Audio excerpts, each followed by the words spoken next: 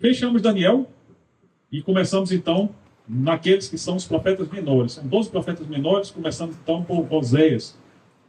Por que eles são chamados de menores?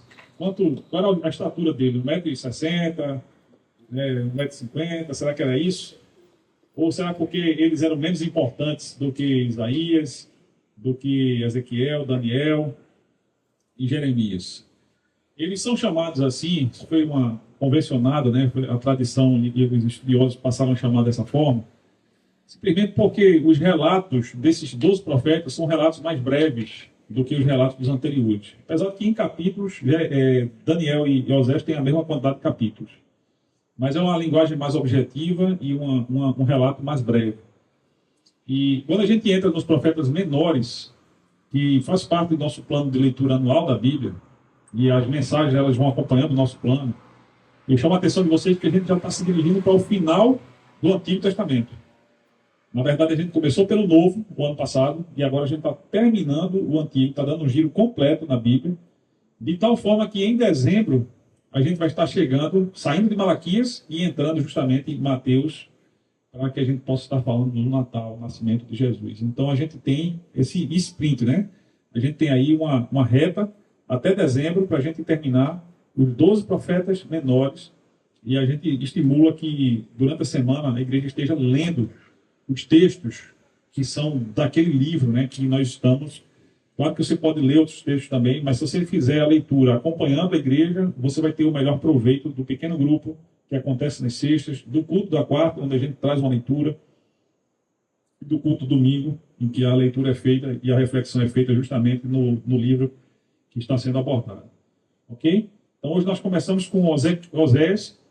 Na quarta-feira nós já começamos com Oséias, e hoje nós vamos ler apenas o versículo 6 de Oséias 4. Eu queria que, pelo menos para esse momento de leitura conjunta, vocês lessem juntamente comigo, da forma como está aqui no nosso monitor. Tá?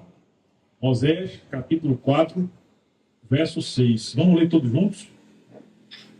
O meu povo está sendo destruído porque lhe falta o conhecimento. Porque tu, sacerdote, rejeitaste o conhecimento, também eu te rejeitarei, para que não sejas sacerdote diante de mim. Visto que te esqueceste da lei do teu Deus, também eu me esquecerei de teus filhos. Louvado seja Deus pela sua palavra, que Deus nos traga o entendimento dela, né? O Espírito Santo nos esclareça tudo aquilo que Ele deseja que nós venhamos a refletir. E o relato de Oséias, no capítulo 4, é de uma terra em luto. Quando a gente olha para a história de Israel, o reino do norte,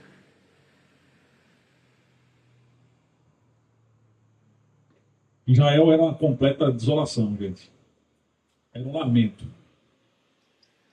A palavra dos profetas, quando Deus ele fala de uma forma mais firme assim, não é nenhum constrangimento excessivo, não é nenhum desamor, não é nada além do que um lamento e uma chamada ao arrependimento. Qual é o raio-x? Sejam bem-vindos, que Deus abençoe. Que bom ter vocês com a gente hoje. Mais um bebê. A gente tem um berçário também ali, se vocês quiserem, mas é bom, já que eles estão dormindo, eles ficam melhores aqui, né? E tem aqui, ó, tem também aqui, ó, o protetor solar aqui, ó, me parece álcool gel aqui, protetor solar não, é repelente de inseto. Minha mente me traiu mais uma vez. Repelente de insetos. Então, o raio-x do Reino do Norte, o raio-x do Reino do Norte era uma completa desolação. De fato, quando a gente lê o livro das Crônicas, livro de Reis, segundo Samuel, a gente vê como foi triste o que aconteceu com o povo de Deus. É o que acontece também com pessoas ainda hoje, né? Às vezes, seres humanos têm experiências com Deus, e essa experiência com Deus, por um tempo, aquece o nosso coração. Por um tempo, existem pessoas que fazem votos, agora eu vou servir ao Senhor com alegria, eu vou entregar meus dons a serviço do Senhor, eu vou participar da obra dele, eu vou investir em missões, eu vou participar do coro, eu vou trabalhar na recepção da igreja, eu vou trabalhar na limpeza da igreja, eu sou eletricista, eu vou consertar que a igreja está precisando de uma energia trifásica, vou me envolver com isso. E aí quando chega, depois de algum tempo, algumas coisas vão acontecendo e por falta de discernimento, aquele fervor espiritual, ele vai esfriando e começam a acontecer desvios de rota. E eu não sei se você já teve oportunidade de caminhar guiado por uma bússola num terreno longo, onde você precisava cobrir uma grande parte de caminhada. E quando a gente está numa situação como essa, a gente sabe que se houver um desvio de 1 grau para a direita ou para a esquerda, depois de você andar por 40 minutos, você vai estar num lugar completamente diferente de onde você deveria estar. Isso aconteceu com Israel. Israel começou a se desviar aos poucos, foi se desviando. De repente, no Reino do Norte, coisas terríveis aconteceram. Para se ter uma ideia, houve quem sacrificasse seus filhos em oferenda a ídolos. Deus disse, nem eu mesmo jamais pedi isso de vocês. A falta de discernimento, a falta de uma espiritualidade esclarecida. Porque as pessoas pensam que quem exerce a fé é irracional. Não, a nossa fé é racional. Nós temos um discernimento espiritual. Apenas nós nos baseamos na palavra de Deus. E o fruto da nossa vida, da nossa fé, é todo a partir daquilo que a palavra de Deus nos ensina. Nós cremos que a Bíblia é a palavra de Deus. E quando nós dizemos que cremos que ela é a nossa regra de fé e prática, significa dizer que nós assumimos por antecipação o compromisso de termos uma consideração especial por essa palavra. Se você fizer uma avaliação do quanto você tem lido a Bíblia, e se você comparar o tempo que você passa no WhatsApp e outras redes sociais, talvez, eu não sei se vai ser a realidade de todo mundo aqui, mas talvez a gente chegue à conclusão de que a gente está dando mais tempo para as redes sociais do que para a palavra de Deus. Alguém vai dizer, não, mas eu trabalho com redes sociais. Tá, então faça uma análise só do que você fez não trabalhando. Ainda assim você vai perceber que a gente passa muito mais tempo dedicado a outras coisas, a distrações frívolas, a essas coisas que não enriquecem, que não enchem o nosso coração de nada, do que, às vezes, até discutindo, né? Redes sociais, falando sobre política, essas coisas que a gente precisa ter consciência política, mas a gente não precisa ficar discutindo com ninguém por conta disso. Cada um tem a sua opinião, tem a sua liberdade de escolha dos candidatos. E a gente perde muito tempo com aquilo que não é essencial, e aquilo que é essencial termina ficando para trás. O problema, sabe qual é? É que quando a gente não tem pela palavra de Deus e pela nossa vida espiritual o zelo que a gente deveria ter, a gente começa a fazer opções, a gente começa a fazer escolhas que vão nos levar para distante de Deus. Esse é o problema. E a gente, às vezes, nem percebe as encruzilhadas da vida que a gente frequentemente tem que enfrentar. São situações em que a gente tem que fazer duas escolhas. Pode ter certeza que uma delas é uma escolha que melhor se encaixa naquilo que é a vontade de Deus e a outra não. E a gente começa a fazer escolhas, como Israel fez, à torta e à direita, e a gente sem fazer uma reflexão mais aprofundada, e quando a gente menos percebe, a gente vai estar numa situação de desolação, como Israel se encontrava. Oséias diz que, naquele momento, não havia verdade em Israel. Então, Israel era uma terra de mentira. A verdade é a palavra de Deus. As pessoas não tinham mais consideração pela palavra. Olha, a palavra, gente, ela tinha para o judeu, ela tem para o judeu ainda hoje, uma série de instruções, até como o próprio Deus deveria ser adorado, reverenciado, e proibições seríssimas sobre culto a falsos deuses. E é exatamente isso, desde o princípio, que acontece no Reino do Norte. Quando eu estou falando de Israel agora, eu estou falando do reino dividido, né? O povo dividido em 2 reinos, 10 tribos ao norte e 2 tribos ao sul. Estou falando do reino do norte, onde Oséias pregou. No início do processo, com medo de que os cidadãos do norte fossem adorar em Jerusalém, lá que ficava no sul, o rei Jeroboão mandou construir 2 bezerros de ouro para que fossem objeto de adoração no meio do povo. Quando eu leio o relato de Êxodo e eu percebo o primeiro bezerro que foi construído, eu já acho um absurdo. Agora, perceber que em Israel havia 2 bezerros é um absurdo multiplicado por 2. E isso não é muito diferente de coisas que a gente vê ainda hoje, não. Quando a gente pensa isso, eu sei que muitos pensarão na igreja romana, né? Mas até dentro de igrejas católicas, evangélicas, a gente também tem bezerros sendo construídos até hoje. Quantas igrejas hoje não adotam rituais judaicos, igrejas judaizantes, em que aqueles símbolos do judaísmo estão presentes na igreja como se fosse algo essencial? E tantas bobagens que a gente vê pessoas fazendo, né? Aquelas unções que Deus não autoriza, mas que são rentáveis para quem está ungido. Tantas coisas absurdas que a gente vê que eu não quero nem falar.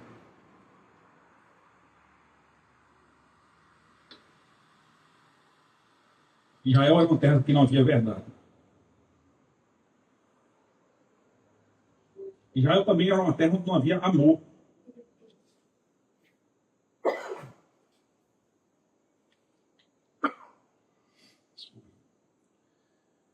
Os 2 principais mandamentos, Jesus, citando Deuteronômio, citando Êxodo, né, citando Levítico, a gente percebe que tem a ver com amor. Amar a Deus sobre todas as coisas, amar o próximo como a si mesmo. Então isso inclui, desde a minha vida devocional, a minha devoção sincera, a minha busca desinteressada, a minha busca honesta por Deus. Tem muita gente que busca Deus desonestamente, buscando enriquecer, por exemplo. Eu sei que Deus é a origem de todos os bens que a gente tem, mas será que essa é a forma correta de se buscar Deus? As pessoas buscavam a Deus de forma desonesta, sem uma devoção verdadeira, sem amor verdadeiro, e isso reflete nas nossas relações. Uma das regras que havia proibição em Israel era emprestar juros aos israelitas. E havia gente que estava reduzindo seus irmãos à miséria, por conta da usura, que era um pecado gravíssimo denunciado na palavra de Deus. Você tem uma pessoa que está passando por uma dificuldade financeira, e aí busca ajuda, e alguém que se diz irmão se coloca lá à disposição para ajudar e cobra, vamos dizer no tempo de hoje, um juro de 10%, de 15%, juro de agiota. E aí a pessoa não tem como pagar e ela termina se atolando naquela dívida, termina virando serva do seu credor. Isso é falta de amor. É a gente ter uma mão curta para exercer a misericórdia diante daquilo que se pode ajudar. Às vezes não é questão de dinheiro, são outras coisas que estão ao nosso alcance também. Na terra de Israel era uma terra onde não havia mais a fraternidade, o amor fraterno. As pessoas não se importavam mais com as outras. Cada um pensava em si mesmo. Isso é egoísmo. É o egoísmo que faz a gente buscar Deus por razões erradas. É o egoísmo que também nos faz amarmos mais a nós mesmos do que ao próximo, quando a regra é amar o próximo como a nós mesmos. Colocar os interesses do outro em determinadas circunstâncias acima dos meus próprios interesses, ajudar as pessoas. Não havia esse tipo de coisa em Israel como regra. E a síntese, diz Osés, é que não havia o conhecimento de Deus. A gente lembra daquele episódio em que Elias desafiou os profetas de Baal. Se não foi em Israel, foi em Judá, né? Porém, me chama muito a atenção que quando caiu fogo do céu, o povo se prostrou em terra e começou a dizer: só o Senhor é Deus. Baal não é Deus. Quer dizer, o que me chama a atenção é que eles estavam em dúvida se Baal era ou não era o Deus verdadeiro. A dúvida sobre o fato de Deus ser o único Deus, sobre o fato de Jesus Cristo ser o Filho de Deus, ser Senhor, que é o título que ele merece nas nossas vidas, essa dúvida vem por falta de conhecimento de Deus, falta de intimidade com Deus. falta de seriedade na busca, sinceridade no propósito de ler a palavra, de orar, de jejuar, de participar de um pequeno grupo, de participar de um trabalho da obra de Deus que está sendo feito, porque essas coisas elas vão nos ajudando. Eu lembro como se fosse hoje, alguns anos atrás, onde eu tive, assim que eu me converti, eu tive que mudar para um estado do norte. E quando a gente fala de missões nacionais, eu sempre lembro do Amapá, porque ali eu tive a oportunidade de ser missionário também, participando ali do cuidado de uma congregação, como essa que nós temos, que ficava a 140 quilômetros de Macapá. E que, ao chegar ali, eu fiz uma oração e disse: Deus, a primeira coisa que eu quero, quando eu chegar no Amapá, é uma igreja onde eu possa amadurecer e te conhecer mais. E Deus atendeu isso, gente, sabe, de uma forma fantástica. Não posso, assim, não lembro, eu fico impressionado, porque eu cheguei numa terra que eu não conhecia ninguém, e o primeiro convite que eu recebi naquela terra, naquele dia que eu cheguei, foi para ir para a igreja, no culto à noite. Estava terminando a operação Jesus Transforma, e o irmão que veio de São Paulo, estava no mesmo hotel que eu estava hospedado, me viu, eu puxei assunto com ele, e ele me convidou para o culto de encerramento da operação Jesus Transforma. E ali eu fui chamado para ir para aquele culto, e eu nunca, não lembro de eu ter ido para um culto assim, mais impressionado com o que Deus estava fazendo do que naquele dia, porque eu digo que Deus foi me buscar de carruagem no hotel. Não conhecia ninguém. Deus botou uma Ford Ranger preta, cabine dupla, com ar-condicionado para me buscar. Eu disse: Senhor, aí é demais. Eu podia até ir andando, mas ele me deu muito mais, né? Para que eu tivesse olhos atentos. A palavra diz que os homens espirituais discernem todas as coisas. E a gente precisa ter discernimento daquilo que Deus tem feito. Porque quando a gente vê Deus agindo, isso é um convite para eu me envolver com aquilo que Ele está fazendo. Quando Deus me mostra o que Ele está fazendo, Ele está me convidando para participar daquilo que Ele tem feito.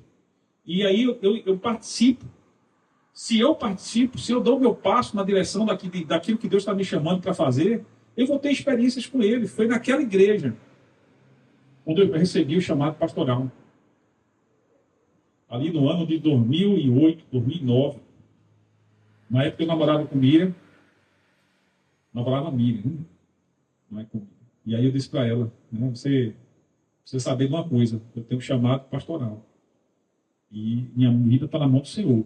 Então você hoje está casando, vai casar, né, com um procurador, que é a minha ocupação, mas eu vou ser pastor, e aí vai estar na mão do Senhor o que é que Ele quer que eu faça.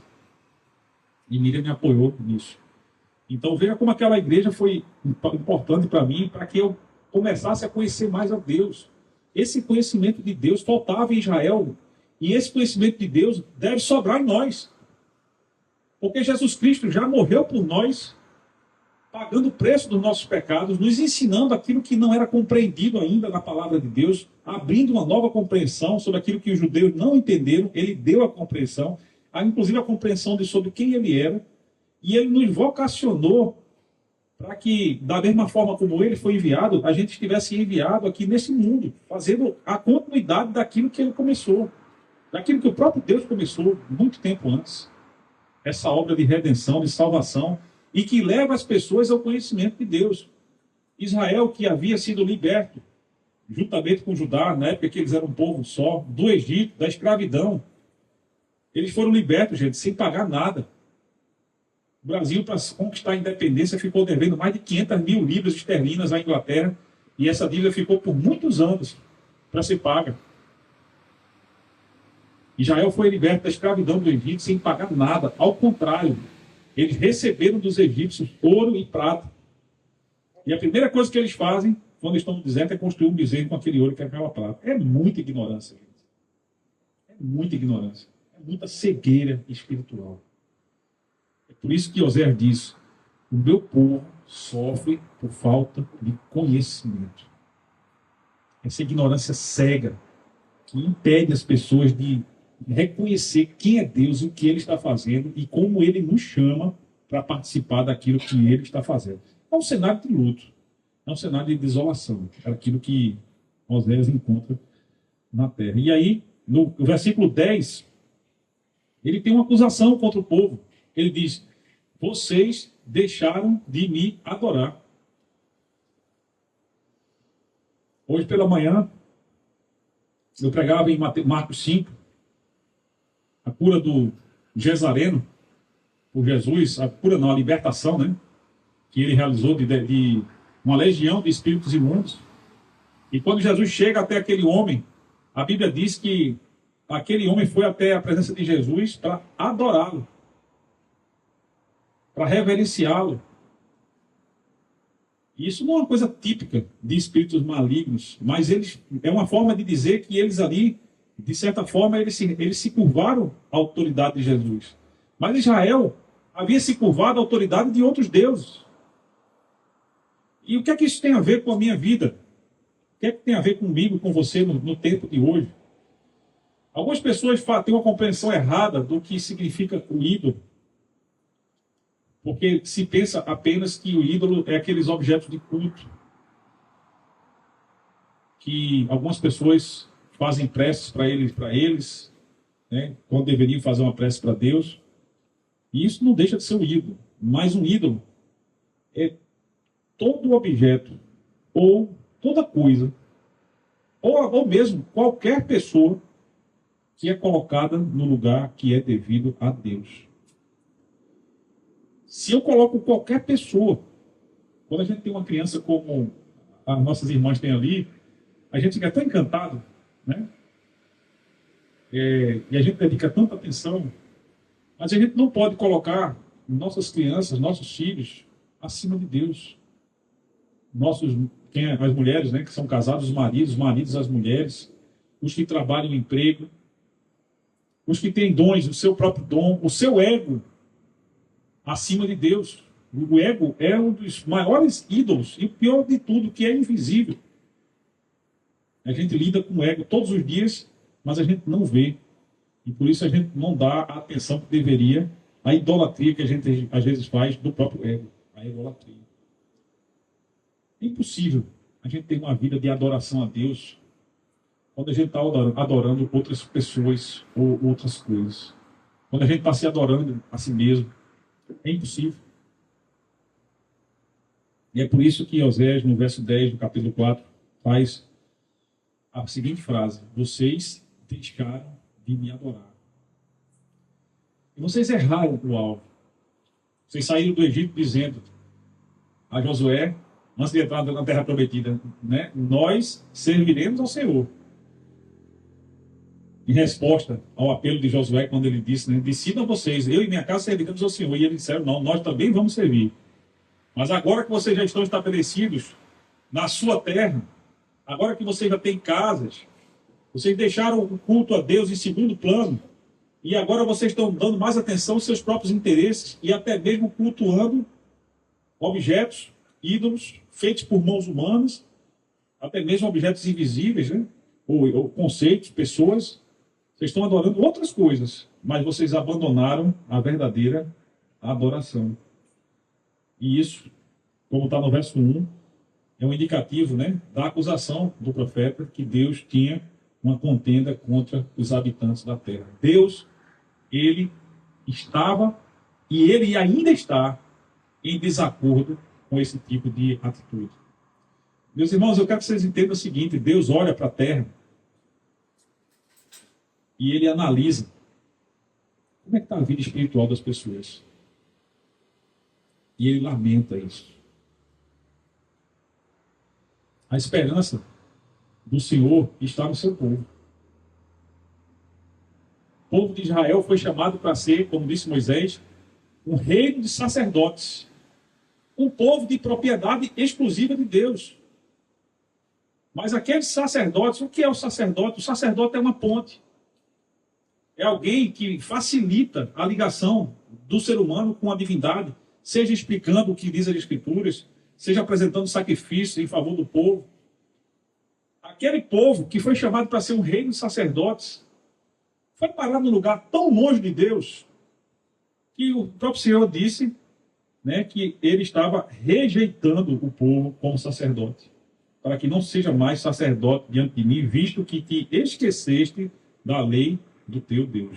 E olha que antes de eles entrarem na terra prometida, uma das coisas que você encontra isso em Deuteronômio capítulo 28, que Moisés chama a atenção do povo, era justamente de que se eles tivessem consideração pela palavra de Deus, se eles tivessem atenção pela palavra de Deus, tudo que eles fizessem, eles experimentariam prosperidade.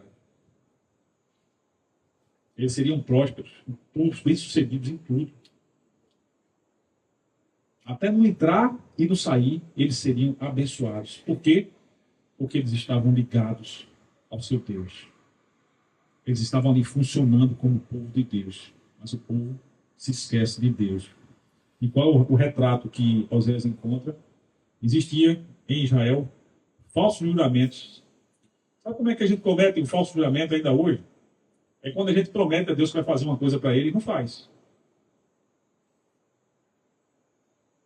A palavra diz que a gente não deve se precipitar no falar.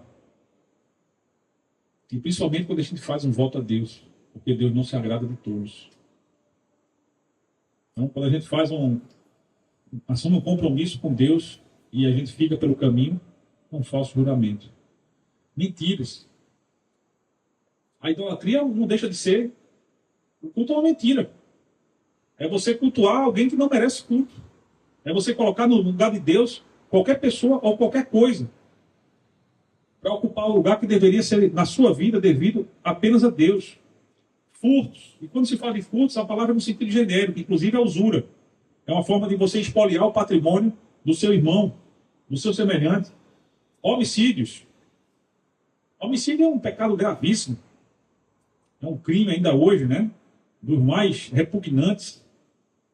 E foi o primeiro crime que aconteceu na história da humanidade como consequência do pecado de um irmão.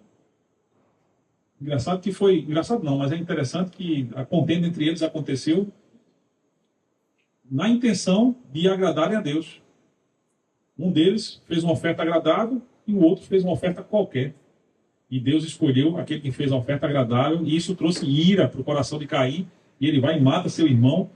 E desde então, os índices de homicídio que a gente tem na nossa terra ainda indicam que as pessoas estão distantes de Deus. Adultério. Tanto o adultério carnal, homens que traem as suas esposas que traem os seus maridos, quanto também o adultério espiritual. Essa palavra, eu penso muito quando a gente fala da gasolina batizada, né? Quando a gente vai abastecer e o carro começa a fraquejar, o pessoal diz gasolina adulterada, gasolina batizada, quando você mistura naquilo que deveria ser gasolina, água ou outra substância, um solvente, algo que não vai fazer bem. E o adultério espiritual é isso, é essa mistura, né, de conceitos corretos com conceitos errados, de práticas agradáveis a Deus com práticas que não agradam a Deus. E a pessoa fica meio confusa, finalmente, qual é a sua identidade? Quem ela é? Em relação a Deus, que tipo de filho de Deus, que tipo de filha de Deus tem sido? A questão da sensualidade hoje é tão presente. Por exemplo, a nossa musicalidade. Eu gosto muito da música que o pessoal chama do mundo. Isso não é pecado não, gente. Porque foi Deus que deu o dom para as pessoas. A gente só não pode dar... Na igreja tá João Caetano Veloso, mas existem muitas músicas bonitas que foram feitas por compositores lá fora. Mas a música de hoje, está percebendo quanta sensualidade tem na música de hoje? Nos ritmos. É coisa terrível. Eu estou falando sensualidade para usar uma palavra mais suave, né? Como deve ser no culto, né, meu amor? Porém, quando a gente escuta essas músicas aí, até você não precisa nem parar para escutar, a música vai assaltar o seu ouvido. É muita nojeira, gente. É muita coisa deturpada.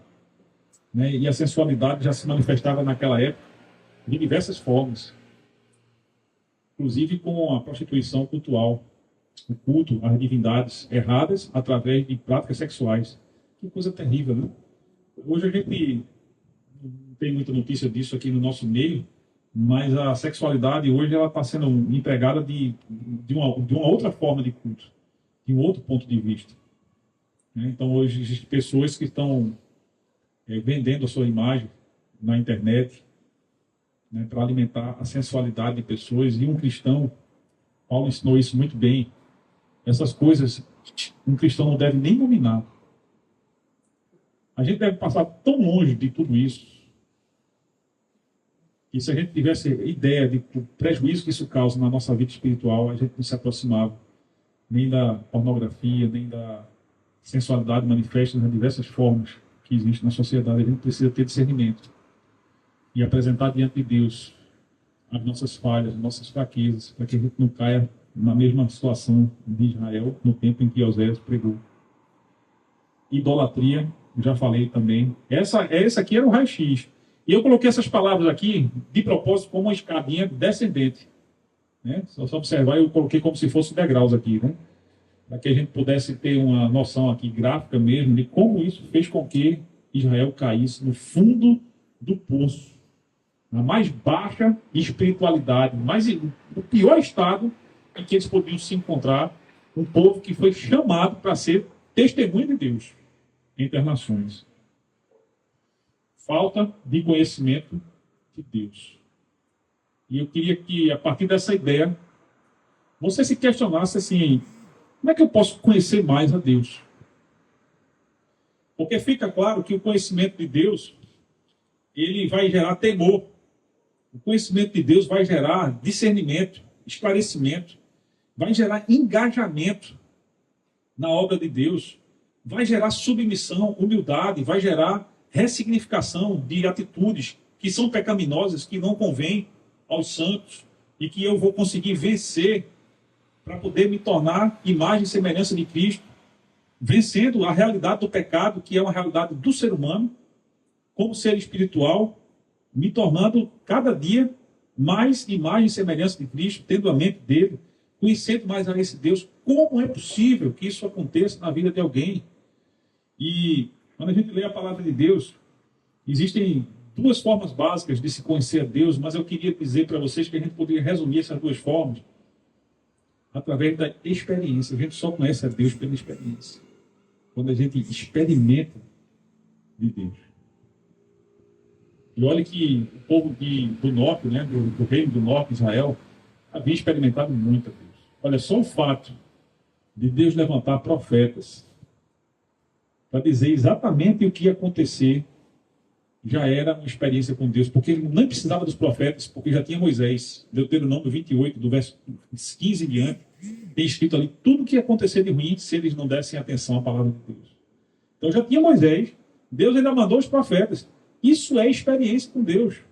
Para quê? Para que as pessoas tivessem senso mesmo de pecado e arrependimento. Mudança de atitude, aquilo que João Batista vai chamar mais na frente de fruto digno de arrependimento. Pessoas queriam se livrar da condenação do seu pecado e iam ao batismo sem nenhum tipo de discernimento. João Batista recrimina e diz assim: voltem para casa, porque vocês estão querendo fugir da ira vindoura da forma errada. Para vocês fugirem da condenação do inferno, vocês precisam dar frutos dignos de arrependimento. A vida de vocês deve expressar qual é o nível de experiência que você tem com Deus. Amém? É isso que Deus deseja da sua igreja. Que as nossas vidas expressem o grau de experiência que a gente tem com Deus. Não estou dizendo que nós não cometamos pecado, que nós não erremos, mas que quando isso acontecer, diante do conhecimento que a gente tem de Deus, que a gente se entristeça, que a gente lamente, que a gente apresente nossos pecados diante de Deus, que a gente confesse nossos pecados, que a gente abandone essas práticas, que a gente ore, que a gente busque a face de Deus. Porque quando o povo de Deus faz isso, quando ele se arrepende, quando ele ora, quando ele busca a face de Deus, Deus nos ouve. E ele nos perdoa os pecados, ele sara a nossa terra, para que nós sejamos o seu povo, e ele seja o nosso Deus. É isso que Deus deseja. E isso gera experiências com Deus.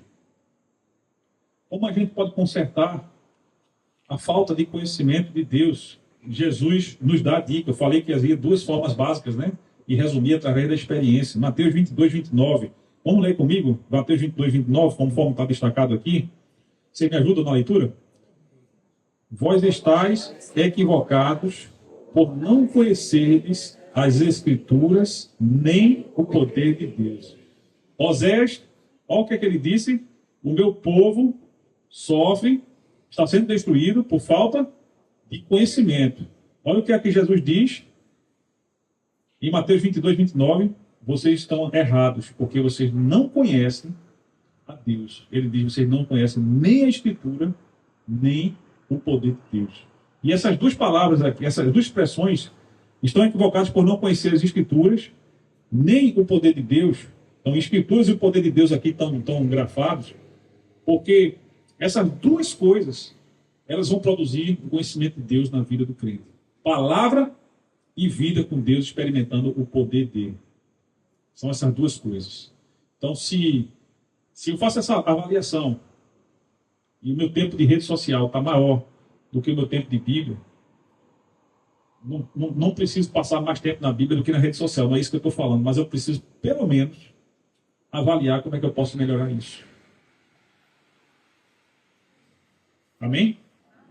Eu preciso melhorar isso. Sabe por quê, gente? Satanás é o inimigo das nossas almas. A Bíblia nos mostra que ele conhece a palavra.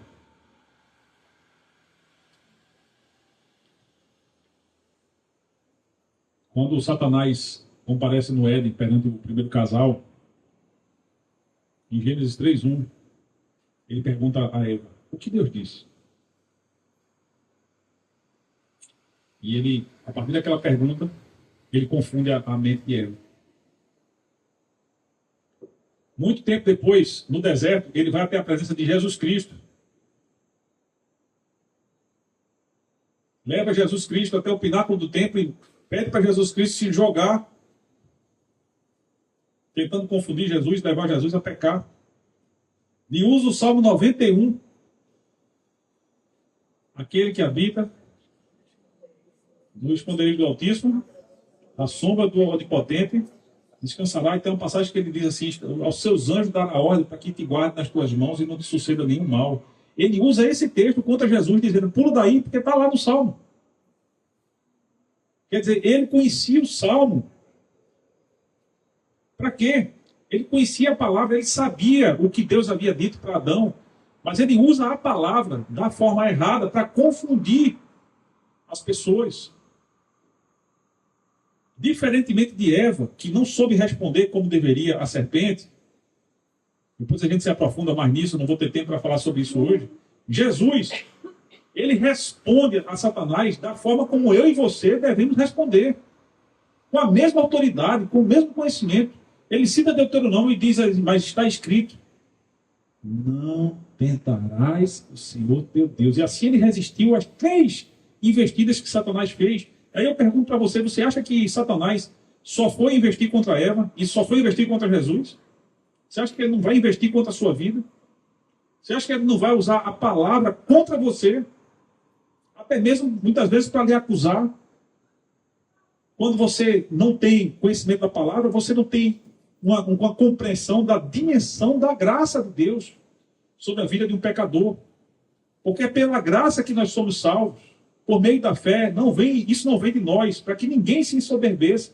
É um dom de Deus. Porque Deus preparou as boas obras para que nós andássemos nelas desde a fundação do mundo. Efésios 2, 8, 9 e 10. Quando a gente tem a dimensão de que a graça de Deus, quando a gente coloca a fé no Filho dele, é o que nos traz salvação, justificação, regeneração. Gente, isso muda a nossa concepção, porque nós não recebemos salvação de Deus, porque nós merecemos. É graça. E não há nada que eu possa fazer que possa me afastar da graça do nosso Deus, porque é graça. Mas eu preciso ter a intenção correta no meu relacionamento com Ele. Eu preciso ter a atitude correta no meu relacionamento com Ele, a disposição honesta de buscar ser o filho dele e Ele ser o meu Deus. Isso precisa ser feito com honestidade, com humildade, com franqueza, com disposição de aprender mais. Qual foi a última vez que você abriu a Bíblia com a sua mente extremamente desejosa de aprender algo novo que pudesse fazer a diferença para a sua vida? Eu lembro, né, dos meus primeiros anos ali, como eu olhava para a Bíblia e como eu ficava maravilhado. Nem sempre eu entendia tudo. Aliás, não posso dizer que já tenho entendido tudo, porque é impossível, né, entender tudo que está ali. Tem coisas ali que ninguém vai entender, a não ser quando Jesus voltar. Mas a cada dia a gente vai aprendendo mais. E a gente precisa abrir a Bíblia para se alimentar dela como alimento para o nosso espírito. Da mesma forma como a gente chega e senta numa mesa. Aí eu vou usar das nossas preferências aqui, com um camarão empanado, um purê de banana da terra, aquela cebolinha refogada na manteiga, uma farofinha com bacon. Né? Então já está percebendo por que o pastor deu uma engordadinha depois da dieta, né? Eu gosto muito de comer, meu amigo. Mas tenho lutado contra isso, viu? Mas a gente precisa, deu até água na boca agora, ó.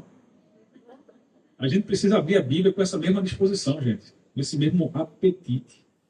Porque a Bíblia é alimento do nosso espírito. A gente, acredito que todos vocês devam, se não fazem 3 refeições por dia, pelo menos 2 refeições por dia, eu posso dizer que 100% aqui, eu imagino que a gente tenha essa condição. A não ser Pedrinho, né? Que faz muito mais do que isso. E como é o nome do outro pequeno? Diego? Pietro. É Pedro e Pedro. Pedro e Pietro. É o mesmo nome em línguas diferentes. Um é de Milão, outro é de Rio Doce. Pronto. Foi bom, Deus. Eles devem fazer muito mais do que 3 refeições, né? Mas eu tenho certeza que quando Pedro e Pietro, né, vão lá mamar, né, eles vão com afinco, né? A mamãe sabe disso. Então a gente precisa buscar, como disse Paulo, o leite espiritual, que é a palavra de Deus. Inicialmente é um leite, como um leite materno, mas depois ele vai se tornando alimento sólido. E depois ele vai alimentando a gente de uma forma, gente, que a gente já tem condições de ter uma vida madura, adulta. Ainda hoje, muitas pessoas têm até tempo de igreja, mas são pessoas imaturas na fé. A gente percebe isso pelas atitudes, pelos comportamentos. Deus, ele deseja ser glorificado no nosso testemunho. Israel foi chamado para ser testemunha de Deus. Israel falhou no seu chamado. Depois, Pedro fala para a igreja de Cristo as mesmas coisas que Moisés falou para Israel quando ele diz: vocês são reino de sacerdotes, nação santa, povo de propriedade exclusiva de Deus, comprado, né, para anunciar as virtudes, comprado por um alto preço, para anunciar as virtudes daquele que nos chamou das trevas para a sua maravilhosa luz. Ele ainda dá uma encorpada, né, no conceito de Moisés. E se refere à igreja como o povo de Deus. A comunhão dos judeus que se converteram, juntamente com os gentios que se converteram, que formaram um novo povo, uma comunidade de fé.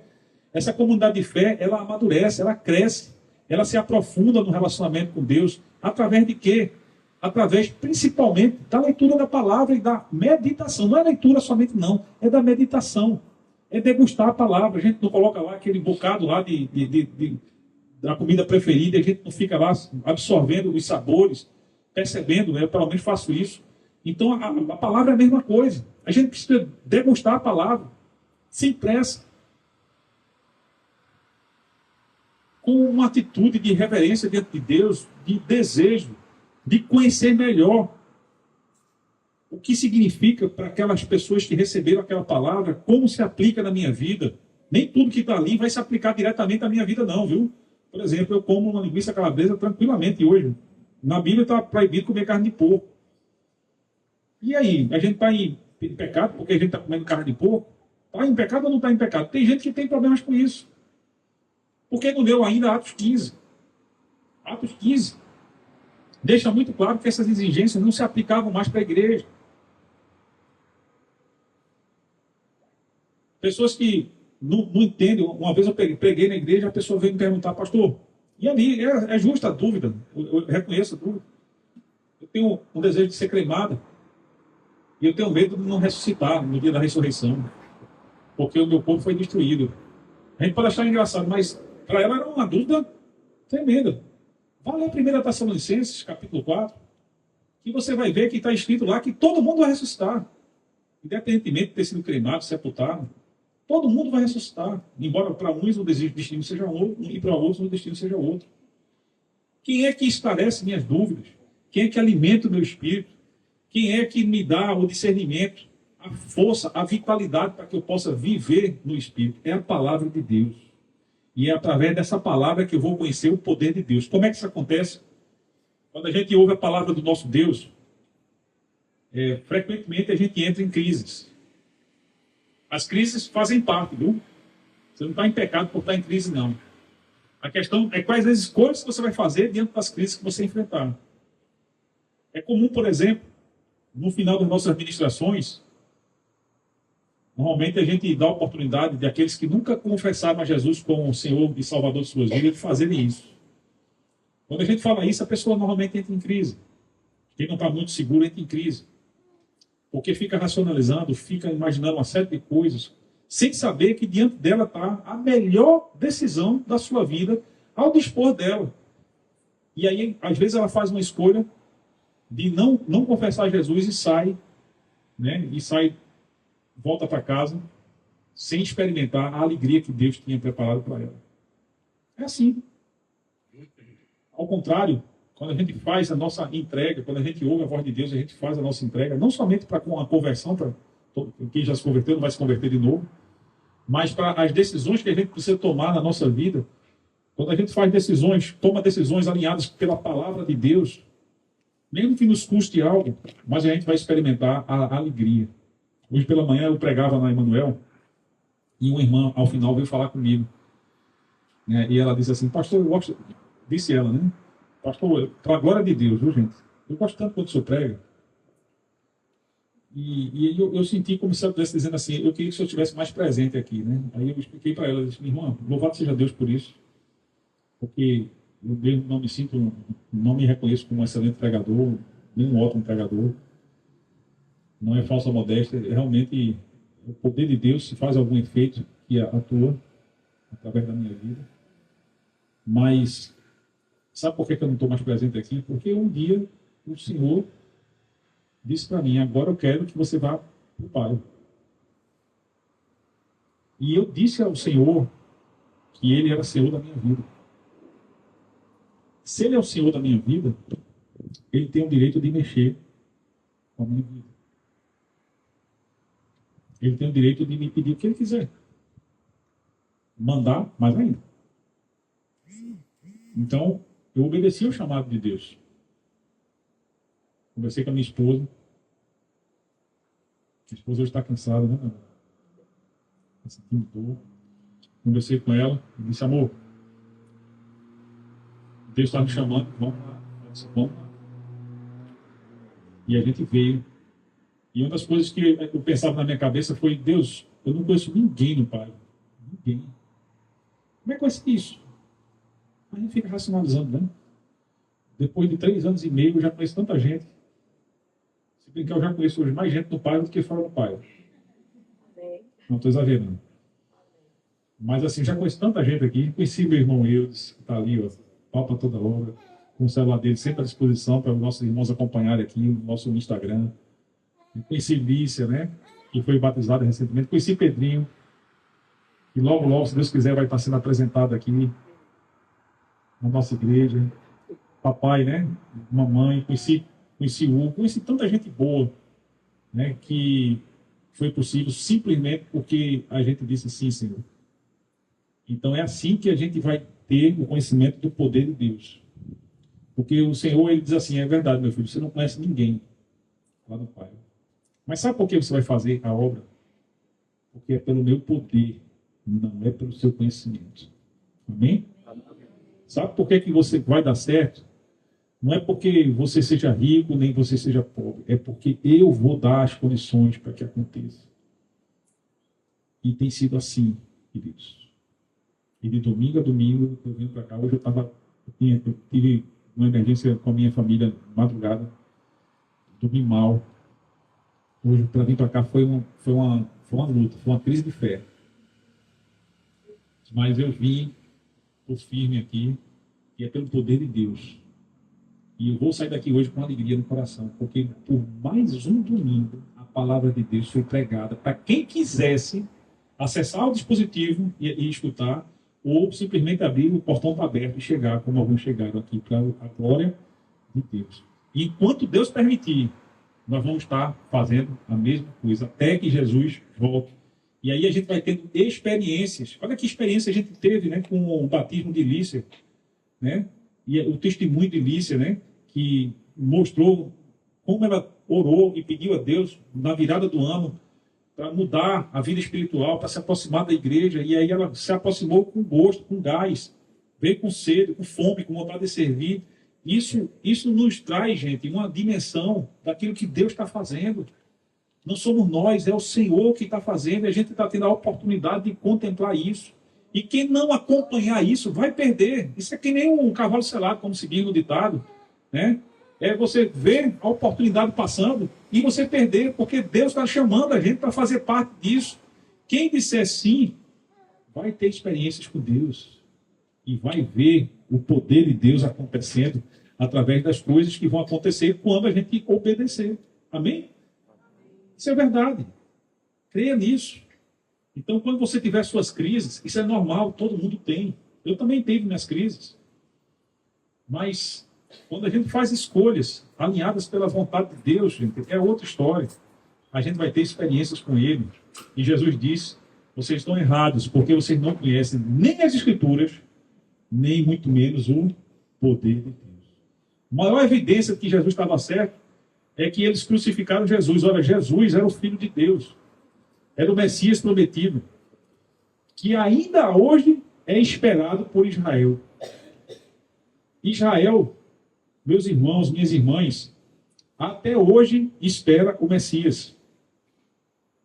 Entrando em Jerusalém, montado no jumentinho, como Miqueias disse, Miqueias capítulo 5. Não vai acontecer mais. Pode ser que falsos messias venham, porque Jesus disse que haveria falsos cristos. Mas o Cristo verdadeiro, o Messias, o ungido de Deus, já veio há 2000 anos atrás. Esse não vai vir mais daquela forma, ele vai vir de outra forma. Ele vai voltar, e essa volta dele vai ser definitiva, e a gente precisa prestar muita atenção e se preparar para isso. Porque quando Jesus voltar, vai ser uma ótima notícia para uns. Aqueles que experimentaram crescer no conhecimento de Deus. Palavra e poder. Daqueles que preferiram viver para si mesmos, buscando ansiosamente por acumular mais riqueza, e depois vão descobrir que toda a riqueza que eles guardaram no banco não tem como fazer um Pix, uma transferência para o céu, porque lá esse dinheiro não vale coisa alguma. O que vai acontecer quando a gente chegar diante de Deus, ele vai mostrar, ele vai pedir assim, me mostra suas mãos. Eu quero ver o que é que você tem nas suas mãos. O que é que você tem feito? Vai demonstrar que tipo de conhecimento de Deus eu tenho. Quais são os frutos que você traz na sua mão? São frutos de arrependimento? São frutos de obediência? Ou são frutos de um egoísmo ignorante, irreverente, indiferente? Quem assim procede está equivocado. E Deus está dando a oportunidade de retornar. João 17, verso 17, a respeito da palavra, Jesus diz, em oração, por nós inclusive, tá? A oração sacerdotal, Jesus orou por mim e por você. Ele diz, santifica-os na verdade. A tua palavra é a verdade. Se você tem dúvidas sobre qualquer coisa, eu quero dizer para você que a Bíblia é um manual de vida. E pode ser que ela não trate de todos os assuntos. A Bíblia não fala de internet, mas fala sobre honrar a Deus, e que a gente pode aplicar o princípio na internet ou fora da internet. Então, a Bíblia tem princípios, ela tem valores, ela tem instruções para as pessoas viverem durante todo o tempo, até que Jesus volte. Porque as coisas reveladas pertencem a nós, as ocultas pertencem a Deus. Aquilo que Ele revelou é para nós, é para o nosso bem. É a verdade, gente. É a verdade. É a verdade que nos santifica. Santificação é a palavra que significa separação. Nós precisamos ser separados. Separados do mundo, separados do que é comum. Separados daquilo que é mentira. Mentira havia em Israel, e nós tem que haver verdade. A palavra de Deus é a verdade. E o Evangelho de Deus é o poder, sobre o poder de Deus, né? Paulo disse, eu não tenho vergonha do Evangelho, porque ele é o poder de Deus para a salvação de todo aquele que crê. Primeiro do grego, ou do judeu, mas também do grego. Ele está se referindo, né? Tanto aos judeus quanto aos que não eram judeus, sendo salvos pelo Evangelho, que é o poder de Deus. O Evangelho não são palavras. Evangelho é poder. Amém? Quer experimentar o poder de Deus? As pessoas querem ser super crentes, super, né? Heróis da fé. Mas o poder, ele não é nosso. Nós não temos superpoderes. O poder de Deus. E ele vem por meio do Evangelho. Vem pelo Espírito. E esse poder de Deus se aperfeiçoa nas minhas fraquezas. Não é nas minhas fortalezas, nas minhas fraquezas. E esse poder de Deus é o que me leva a fazer aquilo que apraz ao nosso Deus. Como consertar as coisas? Eu queria voltar a João 8, que nós lemos no início. Se permaneceres na minha palavra, verdadeiramente sereis meus discípulos. Conhecereis a verdade e a verdade vos libertará. Para a gente experimentar a alegria da libertação verdadeira de pecado, de tudo que nos aprisiona, a gente precisa permanecer na palavra. Perseverança é uma característica dos salvos. Os filhos de Deus são perseverantes. Eles insistem, eles não desistem. Os filhos de Deus, eles se afiam na palavra de Deus. E agora eu quero convidar a igreja para ler juntamente comigo Deuteronômio, capítulo 28. Vamos ler juntos? Se atentamente ouvires a voz do Senhor, teu Deus, tendo cuidado de guardar todos os seus mandamentos que hoje te ordeno, o Senhor, teu Deus, te exaltará sobre as nações da terra. Se ouvires a voz do Senhor, teu Deus, virão sobre ti e te alcançarão todas estas bênçãos. Bendito serás tu na cidade, bendito serás no campo. Bendito o fruto do vosso ventre, e o fruto da tua terra, e o fruto dos teus animais, e as crias das tuas vacas e das tuas ovelhas. Bendito o teu cesto e a tua amassadeira. Bendito serás ao entrares, e bendito serás ao saíres. Se a gente tiver consideração pela palavra de Deus, se a gente experimentar o poder de Deus pela sua palavra, a gente vai ser abençoado demais. Essa palavra foi para Israel, mas ela se aplica também a nós. Mesmo que a gente não tenha vaca, pelo menos não tenha, né? Mas assim, a gente tem o fruto do nosso trabalho, a gente tem nossos filhos, a gente tem nossos projetos, nossos netos, né? Quem já tem neto, né? E a gente tem tantos projetos que a gente apresenta ao Senhor. E a condição para que tudo dê certo. Ao modo de Deus, não ao meu modo, porque às vezes para nós está dando errado, mas para Ele está dando certo. E a gente está fixado aí, a gente tem consideração pela palavra dele. E a gente levar em consideração a necessidade que a gente tem de amadurecer no conhecimento dessa palavra e no conhecimento da experiência do poder de Deus se aperfeiçoando nas nossas vidas. Eu quero orar para vocês nesse momento.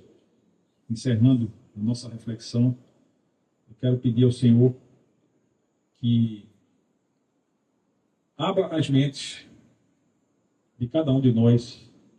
Talvez entre nós existam pessoas que chegaram hoje sem nunca ter confessado a Jesus Cristo como Senhor das suas vidas. E esse é uma oportunidade de você confessar a Jesus.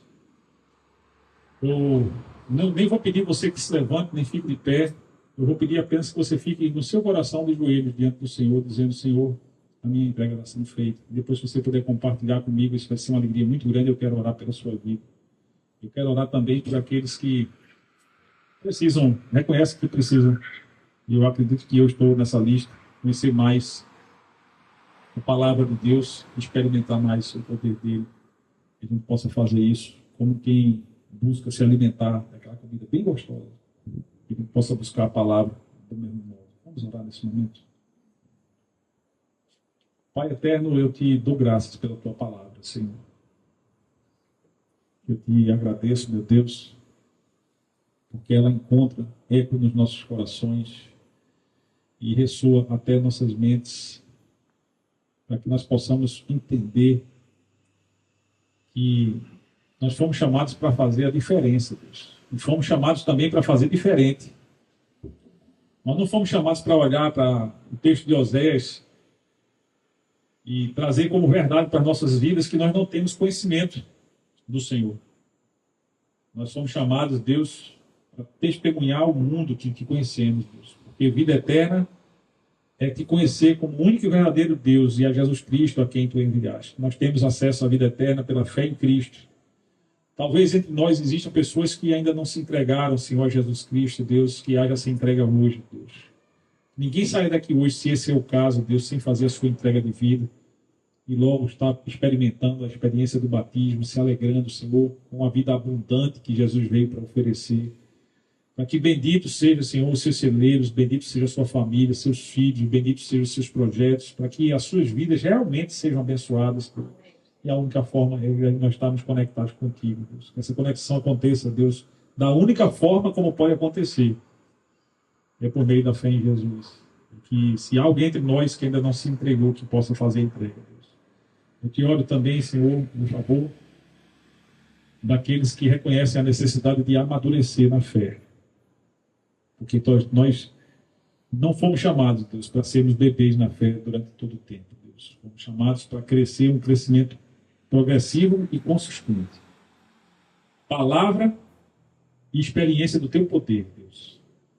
Sendo realidade nas nossas vidas, para que nós possamos abrir nossas bocas e falar com a autoridade de um Deus que nós conhecemos. Essa autoridade não é nossa, essa autoridade vem de ti, mas ela nos é dada, Deus, pelo poder do Espírito, para que nós possamos fazer a diferença, Deus. Para que nós possamos ter autoridade quando lidarmos, Pai, com as diversas situações que podem acontecer e para o louvor da tua glória, que nós possamos fazer ao teu modo, da forma como convém. Amadurece teu povo. Nós queremos conhecer mais de ti. Em nome de Jesus que oramos. Amém. Deus abençoe você, querido, que participou por meio do Instagram. Se você ainda não é inscrito no nosso canal do YouTube, eu convido você a fazer isso. E não somente deixar o seu like lá no vídeo, mas ao mesmo tempo compartilhar. Vai ser uma bênção ter também você conosco aqui na Reserva do Paiva, na Alameda dos Coqueiros, quilômetro 5.9. Que Deus te abençoe.